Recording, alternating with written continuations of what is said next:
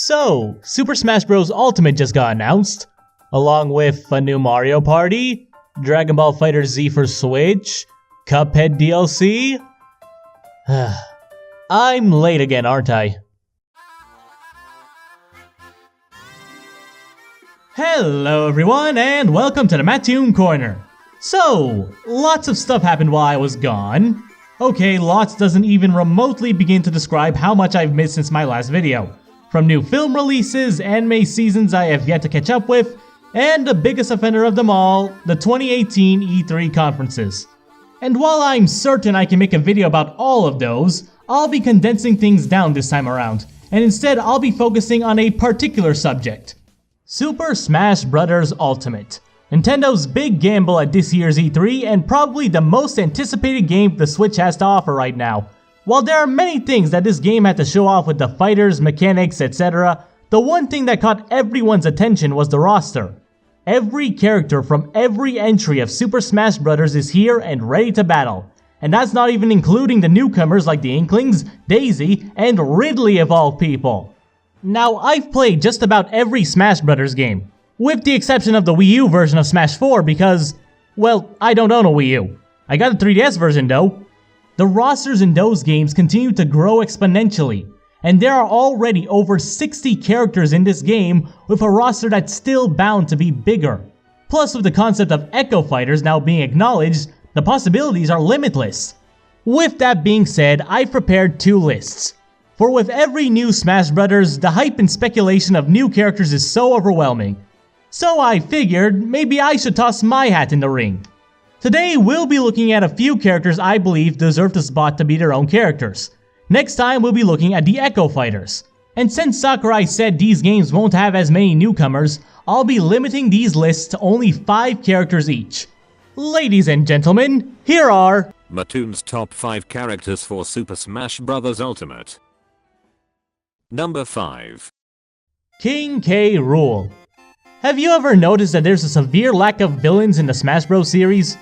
Not to say that there aren't any. We got Bowser, Ganondorf, Dee, Wario, and now we even have Ridley. But the hero to villain ratio in this game is downright staggering. I'm not saying it should be an equal 50-50 split, but a few more baddies wouldn't hurt. Which is where King K. Rool fits into this. As the main villain of the original Donkey Kong Country series, K. Rool has had very few appearances outside of the Donkey Kong series. But there's no denying the fact that K. Rool has an incredible following. The King was actually one of the most requested characters in the Smash Bros. Fighter ballot, meaning people want to see this guy in Smash. Not only would he be a great addition to the villain roster, but he'd also be a heavy, large body type fighter similar to Bowser.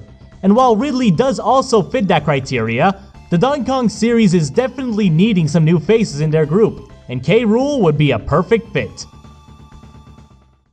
Number 4. Phosphora and Magnus. Okay, I'm cheating a bit here, but hear me out. Many assist trophies were showcased in the E3 Direct and later on the live Treehouse. When a character did show up as one, they're essentially deconfirmed for the game. The biggest examples were probably Bomberman, Waluigi, and Knuckles, but I digress. You know 2 characters who weren't show off as assist trophies yet? Phosphora and Magnus, both from Kid Icarus Uprising. Unfortunately, I have yet to play Kid Icarus. However, I am well aware of the plot, story, and characters thanks to Let's Plays on the internet. Just looking at the game's menu and you can see that the game was made by Masahiro Sakurai himself. Heck, he apparently wrote the game's dialogue all by himself too. Simply put, these 2 are characters he knows very well, and both of them have more than what it takes to be fighters in Smash Bros.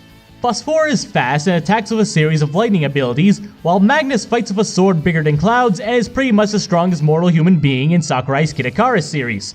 Both of these characters were assist trophies in Smash 4. However, they've been noticeably absent from Smash Bros. Ultimate. Could they have ascended into playable characters? It wouldn't be the first time a character goes from assist trophy to playable, and that's going to be a running theme here. There's enough to their character models from the last game that they could use to make them full-blown characters. And it wouldn't be the first time Sakurai has shown favoritism towards one of his own characters. While I do think we might only get one of them, the 2 of them still have a pretty high chance. And if they do get in together, then that's great. Regardless, I still think at least one of these guys deserves a spot in the game. Number 3. Ashley. Adam, let's play a little game. Which of these franchises has a great cast of characters, yet has little to no decent representation? Xenoblade. Well, yeah, but... Donkey Kong. True, I already made that case, but... Fire Emblem. Okay, now you're just messing with me. The Wario franchise. Wario has been the sole representative for 2 entries in a row, and since Waluigi isn't making it in, and since he hasn't appeared in a Wario game ever, the only person who can fit the bill right now is Ashley. Much like Phosphora and Magnus, Ashley has yet to be revealed as a returning assist trophy. Unlike those two, however, Ashley is much more recognizable. You cannot have a WarioWare game without somehow including Ashley. She is that important to the series. And her moveset probably wouldn't be that hard to make either. She's a witch. Her moves could just be a bunch of spells and then her upbeat can be her riding her broom. And we don't have a character like her in Smash Bros yet. I mean, we have mages and we have kids, but I don't think we've ever seen anyone as cynical as she is. Besides, Ashley's shown up a lot in Smash Bros already. She's shown up as a trophy since Brawl, and her theme is one of the only good WarioWare tracks present in the game, and it's arguably the most popular one too. Ashley as a playable character just makes so much sense to me. I'd love to see this little witch duke it out with the others. Number 2. Springman.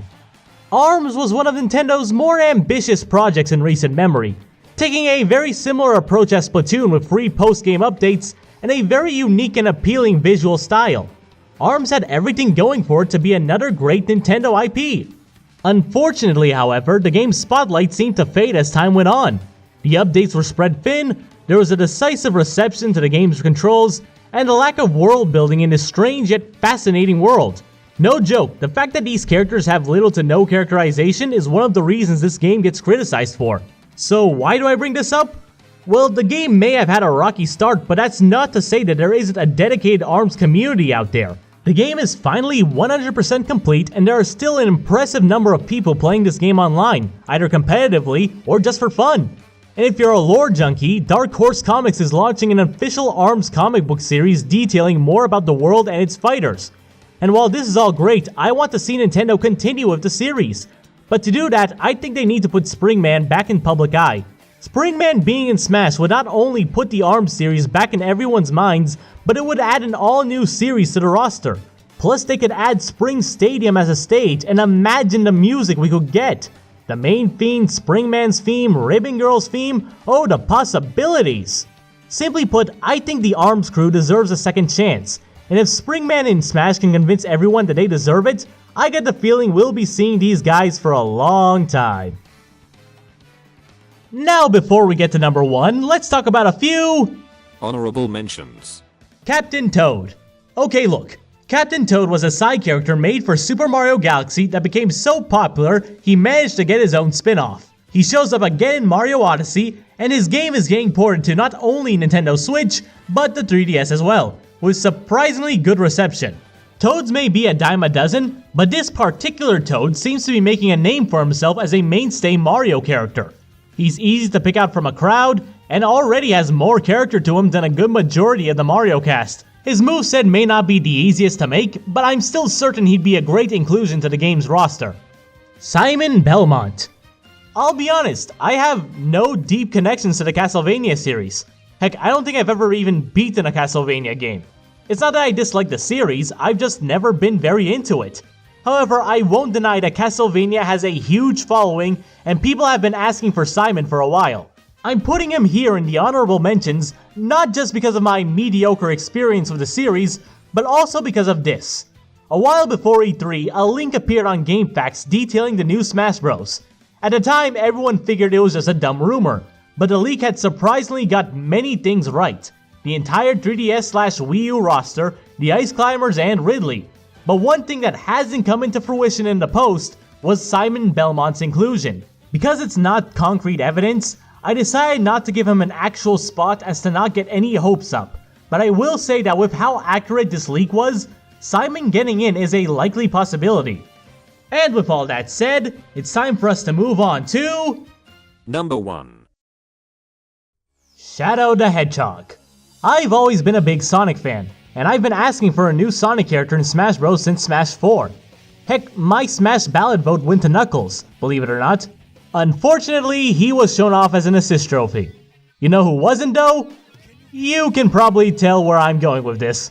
Like Ashley, Phosphora, and Magnus, Shadow has yet to be confirmed as a returning assist trophy, which I will admit is the main reason I put him on this list. What may surprise you, however, is the fact that I don't think Shadow will be an Echo Fighter. Actually, none of the characters on this list would be Echo Fighters. Shadow being an Echo Fighter of Sonic isn't out of the realm of possibility, and if it does happen, I'd be completely fine with it. I don't mind it. A quick look throughout the Sonic games and you'll see that Shadow's moveset is nearly identical to Sonic's. However, Shadow does possess a few unique abilities. The innate ability to perform Chaos Control, Chaos Spear, Chaos Blast, etc. Moves that can be used to create an all-new character. Perhaps he can be designed as a clone similar to Roy.